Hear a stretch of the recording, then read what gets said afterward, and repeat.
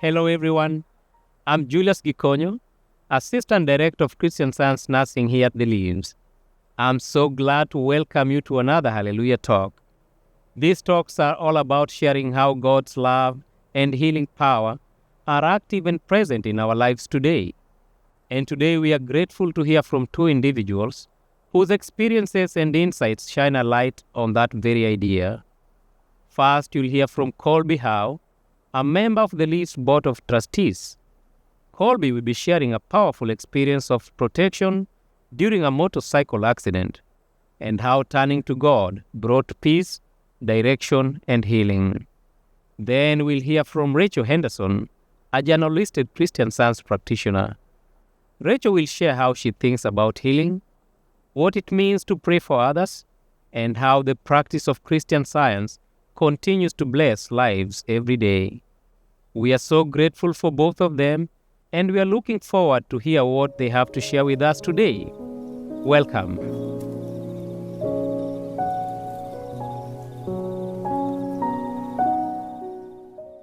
Hi, I'm Rachel Henderson. This is Colby Howe. Hi there. We just met today, right? It's true. We did talk on the phone. We did. And it was a lovely conversation because we were talking about God and the healing Christ. And it's like going to church on Wednesday night and you're tired and you're there and you're doing your duty. And then you listen to the Bible and Science and Health and the readings and everyone's sharing their wonderful testimonies. And you just feel refreshed and you feel joyful and you feel united in that healing Christ. And that's what we're going to do here today is that healing Christ, that unity, that love. So, Colby, introduce yourself. Sure. Well, my name's Colby. I live here in Dallas with my wife and my daughter and my two dogs. We've been here for about 10 years now. I am a board member here for the Leaves, and I'm very active in my church. So I've enjoyed serving in every capacity that has been available. And I've been a Christian Scientist my entire life. I would say that there's been a few healing experiences in my late teens that sort of cemented that Christian Science practice was for me. I think it's very important for everyone to discover that for themselves. It's nice to see how prayer does work for you. I would say that I was a Christian Scientist not just because I grew up in it, but because it was something that, is provable and I can do it. And those healings are not for today. We'll have others to share. But I just think it's so important to have prayer as an active and ongoing part of your life. So tell us about yourself.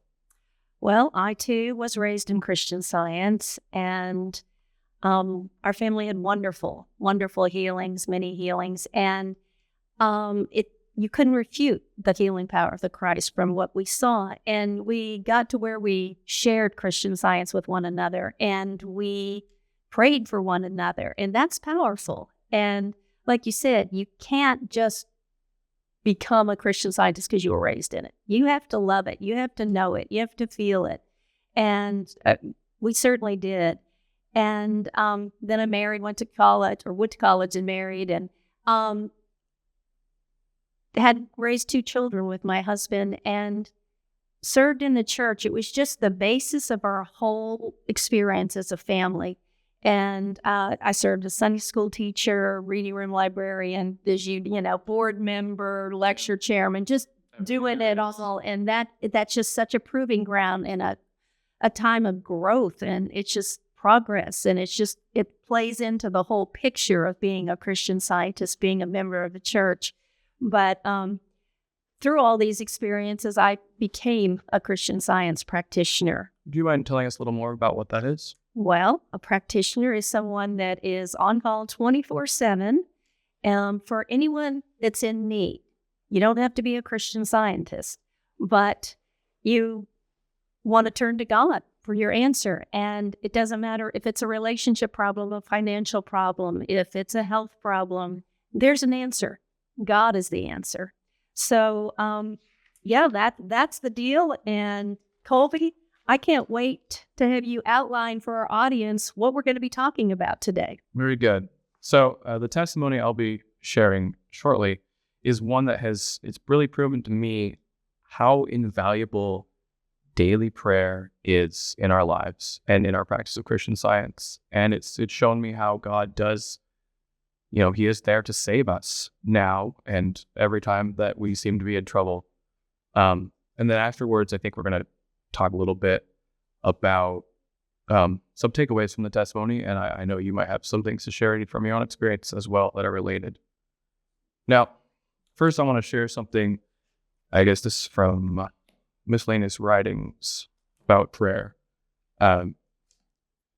Mrs. Eddy, Mary Baker Eddy, says in her book, Miscellaneous Writings here in the Message to the Mother Church, "One thing I have greatly desired, and again earnestly request, namely that Christian Scientists here and elsewhere pray daily for themselves, not verbally nor on bended knee, but mentally, meekly, and importunately."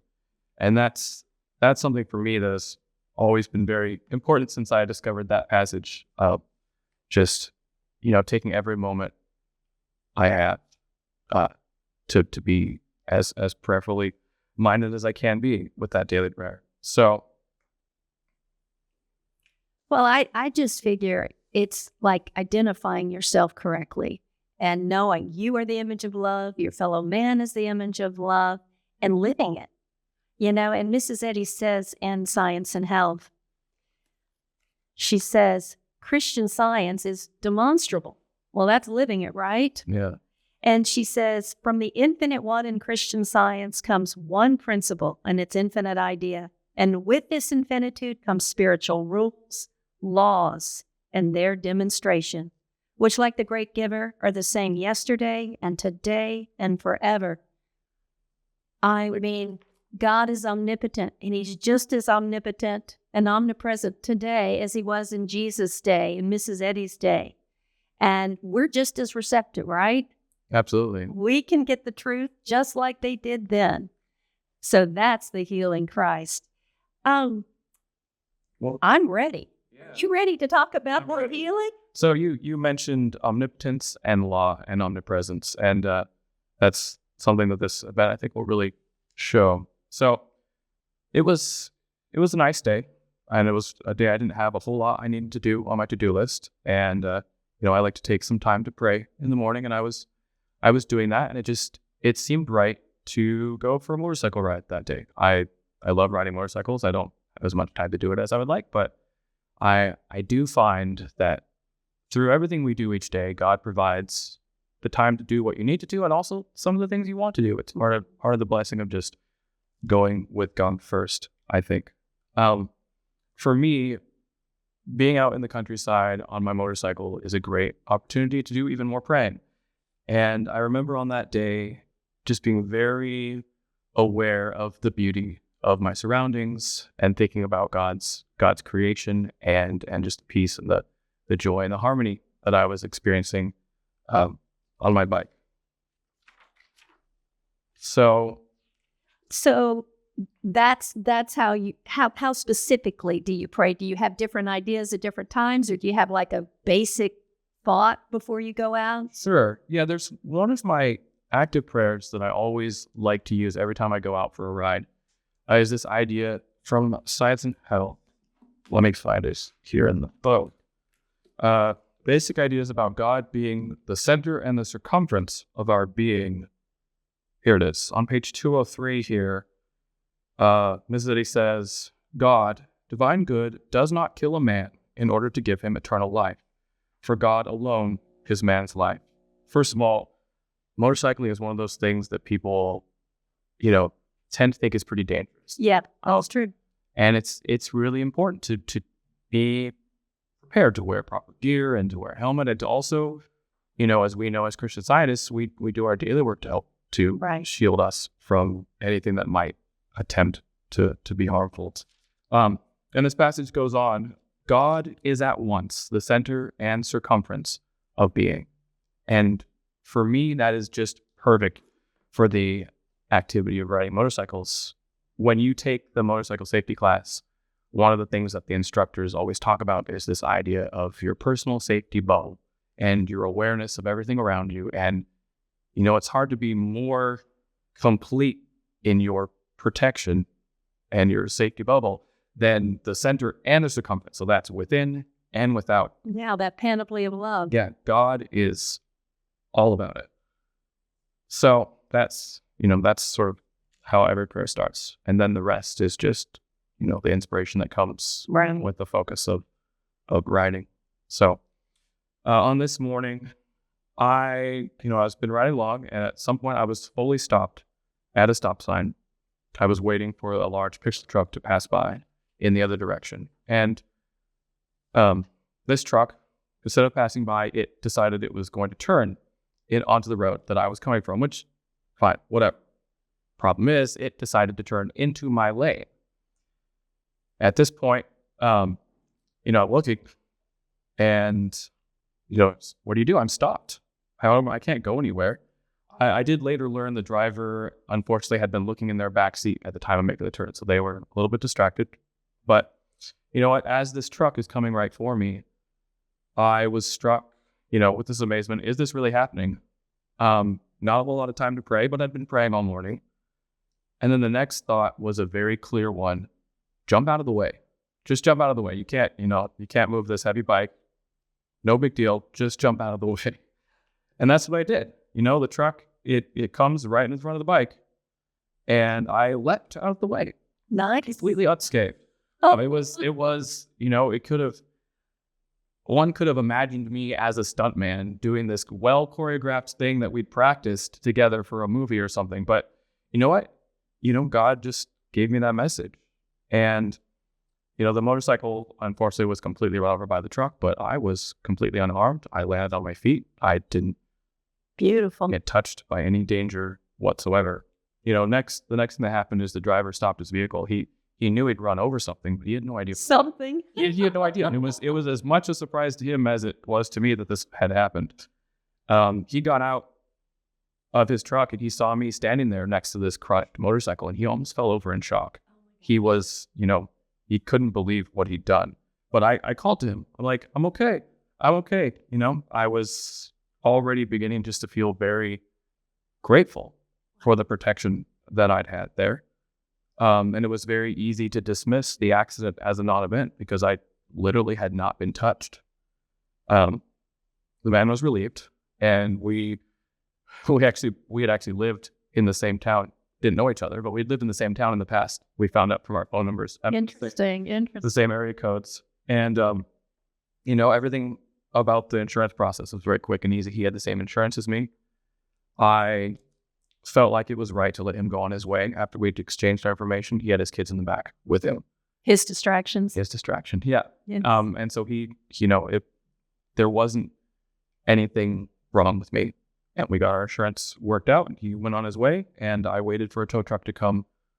And what was so cool is while I was waiting for the tow truck, I had already received a phone call from our insurance that he had taken full responsibility, and that they were going to be able to take care of everything just fine. I remember, feeling no animosity for the driver whatsoever. And I just remember actually having a conversation with the insurance agent because she was very worried. She's like, it sounds like something pretty serious happened. And I'm like, no, it wasn't a big deal. Like, I'm so grateful that everything is working out the way it should, and that this accident's being taken care of, humanly, logistics, with the insurance so nicely. And I'm just delighted to rejoice in the harmony of the day. And she thought that was a little odd, but she was also pleased to know that everybody was. Well, it's that forgiveness, no animosity. That's part of the whole healing, right? Yeah. And the neat thing too about that, it was so easy to just forgive in that moment. There was no compelling reason whatsoever because everyone was just fine. It was just one of those beautiful healings. It's a good story later. Absolutely. Yeah. So I'm just, I'm so grateful for how that worked out. And the other neat thing too is that, a few weeks later, after everything was sorted, I got a check in the mail for that motorcycle that was equal to what I'd paid for it 5 years ago. Nice. So as much as anything could be a non-event, I was made entirely whole, and nothing was taken away from me in the process. It was really fantastic. It's one of those things that I suppose if we were in biblical times, I would have written a psalm about. And so I do wish to share a couple of psalms that I found later that I still were kind of appropriate. We have in Psalms 18, it says, "It is God that girdeth me with strength and maketh my way perfect. He maketh my feet like hinds' feet," that's like a deer, "and he setteth me upon my high places. Thou hast enlarged my steps under me, and my feet did not slip." I think that's so great to the dexterity that one might say was required to leap out of the way of a moving. Right, a beautiful stuntman. But it was all just a blessed motion, if that makes sense. And then in Psalm 66, "O bless our God, ye people, and make the voice of his praise to be heard. Thou hast caused men to ride over our heads, and we went through fire and through water, but thou broughtest us out into a wealthy place." And then it's so fun to read these and to see how much the Bible is relatable to those same types of experiences. "Blessed be God, which hath not turned away my prayer, nor his mercy from me." I'm super grateful. Yeah. Well, it sounds like you recognized you were not immortal with material attachments and achievements and activities. No limitations. Right. Just, and it makes you think, how are we identifying ourselves? And now, are we identifying ourselves as immortal that needs to become more spiritual so maybe we can heal this physical illness or injury, or are we an aging mortal that's feeling limited in mobility, or are we identifying ourselves as a disciple of Christ Jesus, as a Christian Scientist whose father, mother is God, the image of love? We're the image of love. Mrs. Eddy says in Science and Health, principle and its idea is one. I love that. It's not a grammatical mistake. Is one. Principle, idea is one. It's a real clear designation of our oneness with God, and we can never be separated. The full statement is, principle and its idea is one, and this one is God, omnipotent, omniscient, and omnipresent being, and his reflection is man and the universe. That's what you demonstrated, right? Yeah, absolutely. Clearly. And you've actually hit on something that I want to share sort of as a realization that I had later as I was thinking more about this incident. So actually it was maybe 4 or 5 months prior to this, to the time with the motorcycle there, I had an experience where this thought came to me completely out of the blue. And at the time I didn't know what to do with it. Prayed with it for a bit, but I didn't know what it was supposed to mean for me necessarily. But the thought was that I should not be so attached to my motorcycles. And it's interesting. Anytime in my life that there's something that I feel has been an important part of my identity, but isn't something inherently spiritual, or isn't something that maybe I don't have the right thought about it, I'll get these ideas from time to time. Hey, you should rethink your relationship to your stuff, or your relationship to this political idea, or whatever it may be that needs some correction there. God has been very gentle, but also clear about, hey, in this case, you should not be so attached to your motorcycles.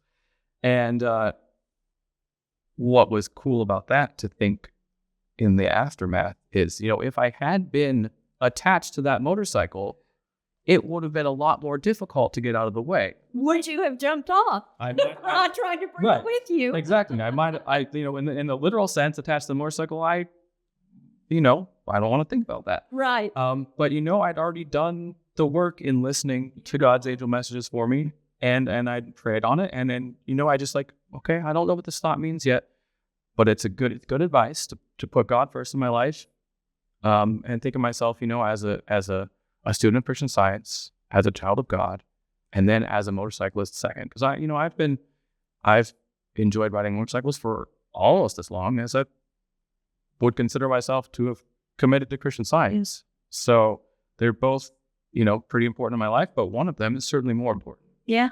And that's your protective work, right? People talk about what is protective work. You listen. Yeah. Yeah. So, there was no attachment there. I was able to move out of the way and all was completely well. I would have been literally and mentally crushed, but I didn't, it wasn't a big deal. It just wasn't a big deal at all. And everything came back around. I have a new beautiful machine that I enjoy riding when it makes sense to do so. And like I've already said, I'm so grateful for how everything transpired. Yeah. And, and that blesses you in the future, and it blesses that sweet man, that was Absolutely. terrified probably. Yeah.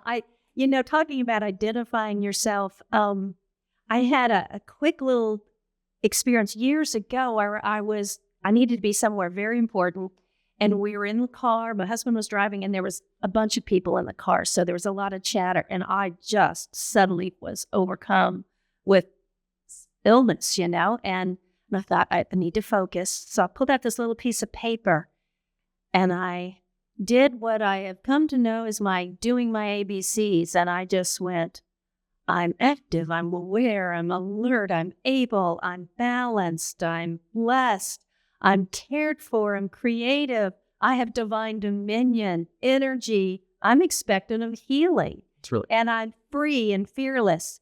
You get the idea. Yeah, I like that a lot. Before I got to the letter Q, I was completely healed. The symptoms were completely gone. And that's, it doesn't have to be a big deal. Like it wasn't a big deal with you. You had those thoughts beforehand. And, when we're tempted with these thoughts, what do we do with them? What do we do with those thoughts? We have to correct them. Yep. I had another healing. Please share. Yeah, I have a follow-up, but I think it's... No, go ahead. Let's hear your healing. Okay. All right. Yeah, I think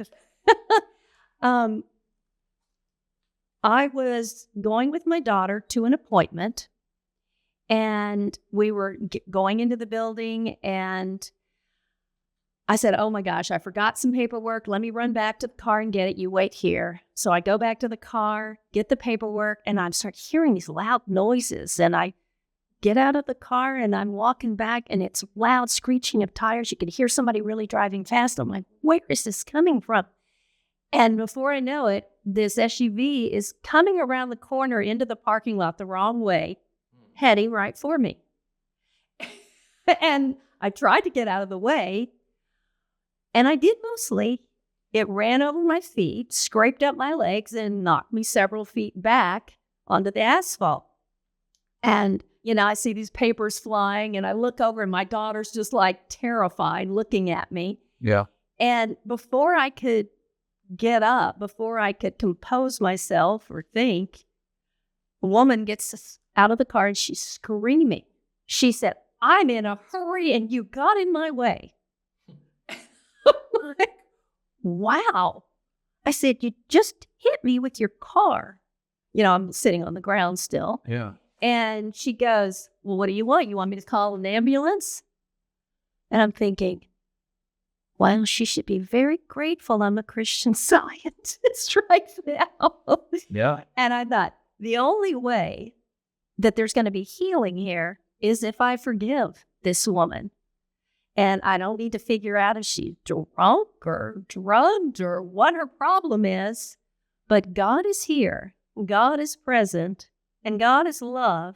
And all is under the control of the one mind. Absolutely. And I said to her, no, I don't need an ambulance. I just need a little kindness. And she looked at me.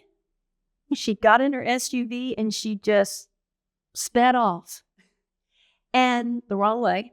And I'm thinking, no, she didn't hurt me. She can't hurt me, and she can't hurt anyone else. We're all God's children. We're all in the kingdom of heaven, and we are under the control of the one mind. She cannot harm anyone else. So send her off with a prayer, Yeah. And my daughter comes over, and she's just like, shaking, and she's picking up papers and my purse, and she's like, do we just need to go home? And I kind of stood up, and I was shaky, and I'm like, you know what? There was no accident. Let's go up, and I'll just sit in the waiting area and pray while you go on in. And I did. And came home and prayed some more and continued in the same line of prayer. And by Wednesday night, that was a Wednesday night, I said, thank you, God, for this beautiful healing. I'm almost completely well. The scrapes and bruising and stuff are, almost all gone. And I don't have any anger or resentment. I just have to know she's governed by love. Yeah, it's so good. And it sounds like the bit of that experience was presenting as unkind. It left right when you needed the kindness to remain. So, well, you had a follow-up on this. I did. Yes, actually, this was a number of months after the motorcycle accident. Apparently, someone had retrieved the license plate that was attached to that bike from the junkyard, I guess. Wow. Because the insurance company bought the bike from me, and then it went to the junkyard. Because I started receiving toll bills for that plate, as if it still belonged to me, which was absurd because it didn't belong to me. That was done. That was 6 months ago, completely done. And I did actually, I was really confused, and I wasn't having a lot of headway at first with the toll office when I would call them.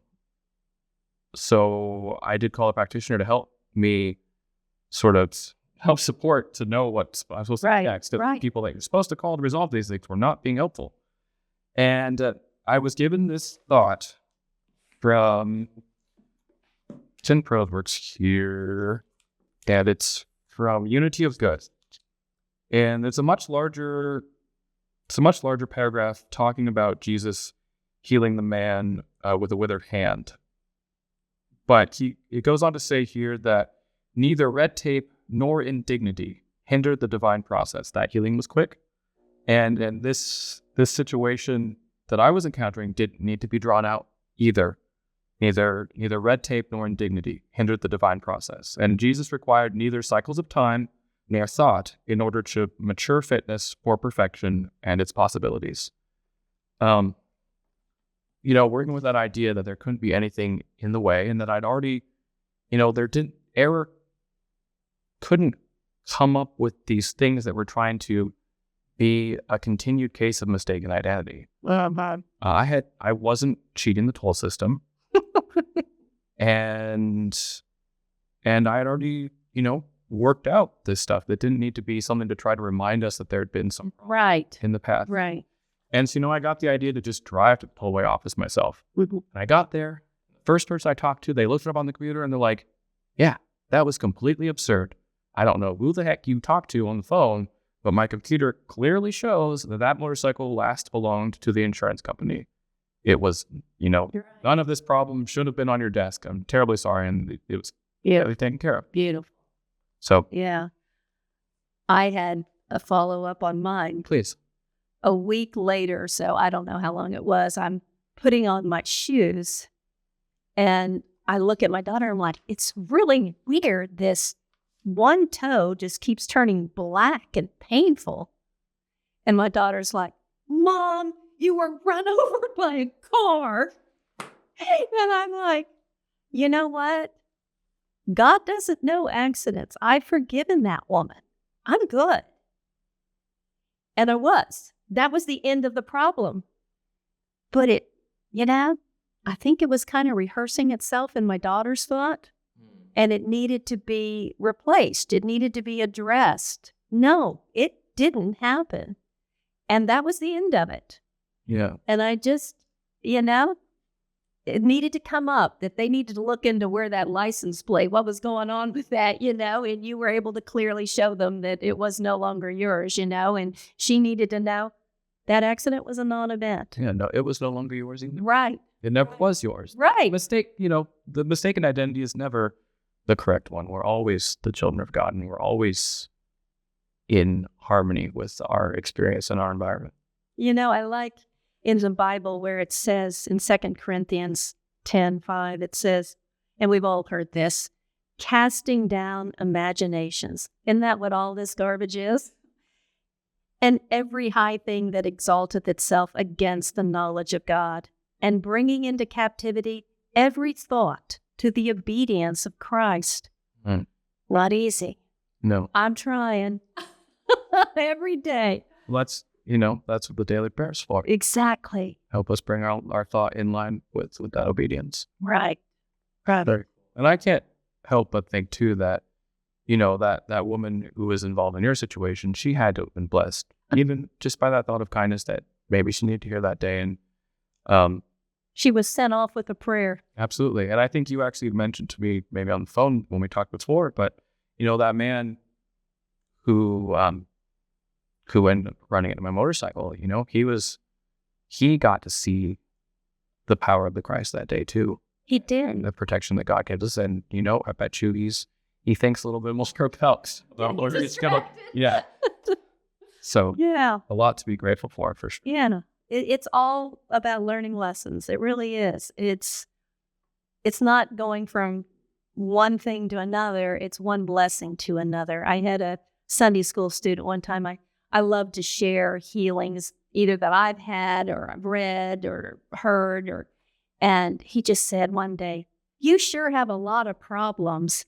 And I laughed. I was pretty surprised. I said, I would never consider it a lot of problems, but it's a lot of opportunities to see the healing Christ in action, that it's today just as powerful and effective as it was then. And there's nothing that can't be healed, and quickly and permanently. Yeah. Very quickly. Yeah. Thank you, Colby. That was beautiful. I enjoyed this very much. I'm glad to have talked with you, Rachel. Oh, great. Good meeting you.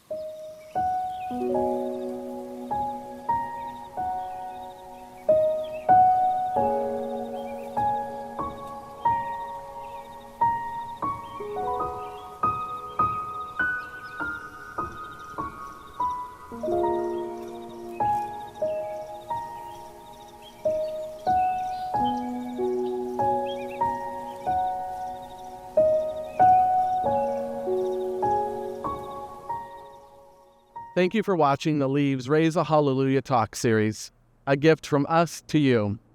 We hope it's brought inspiration, joy, and a deeper sense of God's healing presence in your life. I'm Ty Bennett, Development and Operations Manager here at the Leaves, and it's such a privilege to be a part of this unique healing ministry. At the Leaves, we see the power of Christian Science healing every day, in the care we offer, the progress of our patients and residents, and the love shared among staff and guests. Your support helps make that possible. As we approach Giving Tuesday on December 2nd, we invite you to be a part of this healing work. Thanks to a generous donor, we currently have a $100,000 matching grant. Every gift will be doubled through January 31st. If you've been touched by the stories in this series, or feel inspired by what's happening at the Leaves, we'd love for you to prayerfully consider a gift. It's a wonderful way to raise a hallelujah, not just in words, but in action. Thank you again for watching and for supporting the healing mission of the Leaves.